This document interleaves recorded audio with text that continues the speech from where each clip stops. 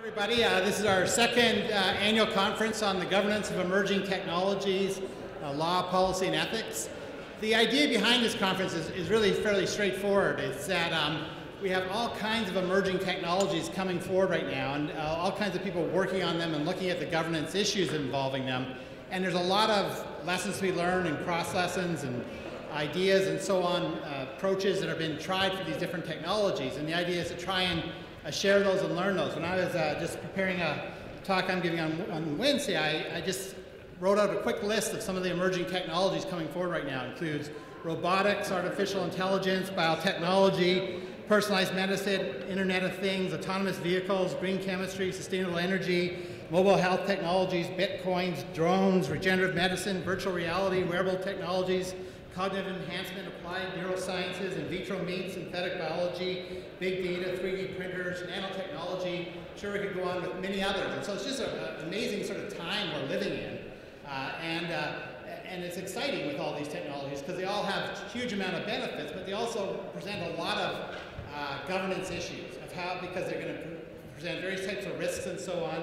And it's very different than we sort of traditionally have thought of regulation of one government agency regulating one technology or product for one endpoint, with usually often just one industry group. Here we're dealing with these technologies, almost every one of them, a huge range of actors, of stakeholders, of participants in the technology, all kinds of different agencies often involved, both in government and outside of government, all kinds of impacts beyond just sort of health and safety we have to be concerned about for many of these technologies. They raise privacy and ethical and economic and social issues. So it's a much more complex picture than anything we've ever seen before. And so that's what we're trying to address in this conference, is sort of governance. It includes government regulation, but within a broader framework of other types of ways that interact with government regulation to help to develop these technologies in the best way we can. So that's sort of our goal for this conference.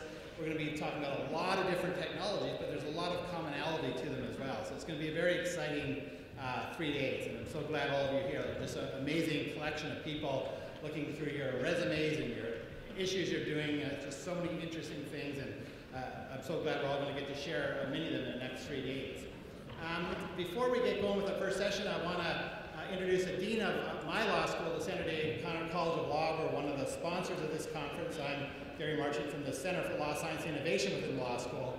And Doug Sylvester is our dean, in addition to paying for a good chunk of this conference, which I'm very grateful to. He's someone who's substantively very interested in these issues. Before he became dean, he was very involved in these issues in nanotech and information technology and so on. So this is sort of his academic home and passion, when he doesn't have time for it anymore, but maybe I'll get back to someday. But he supports this conference, I think, intellectually as well as financially. And so we're very grateful, and ask him to say a few words to welcome us here today.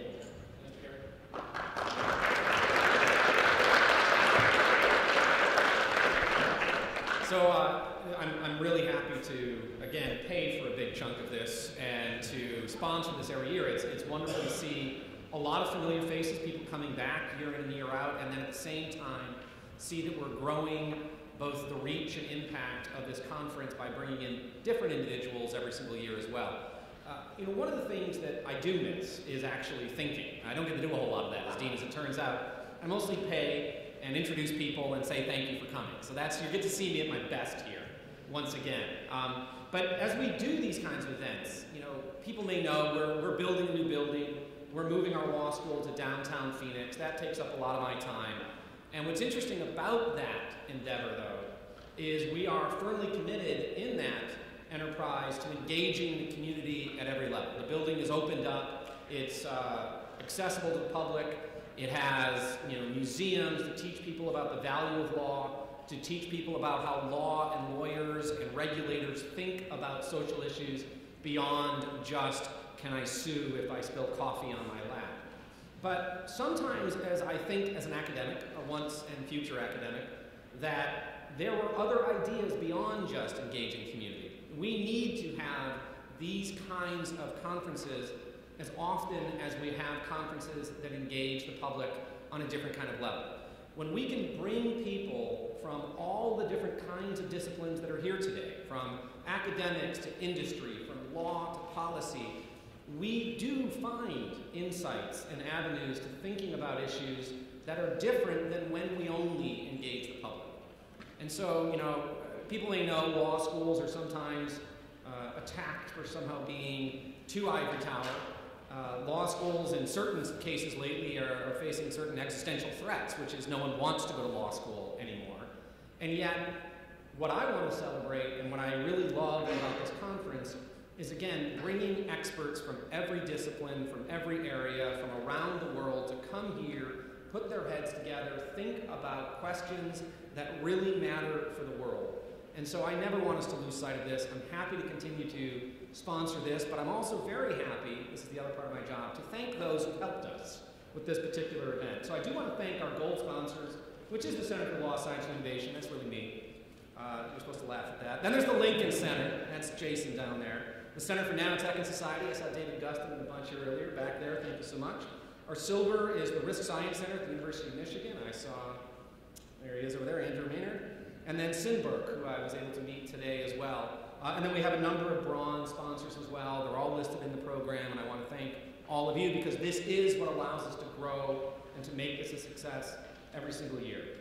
And so the last thing I want to say before I sit down is I want to thank my staff and faculty, Gary Marchant and Josh Abbott and Deb Ralph and everybody else for putting this together. These things, you know, I like to think they happen magically when I throw money at them, but I know it really does take a lot of effort on the part of an incredible bunch of people to pull something as big and as complicated as this conference is off every single year. So I hope everybody keeps coming back every year. I hope you find it valuable. Tell your friends. We'll grow it as large as it can be. And the only other comment I had was, as you were listing all of these different, you know, areas of technology, nanotechnology, I was like, so 2012. I can't believe we're thinking about it anymore.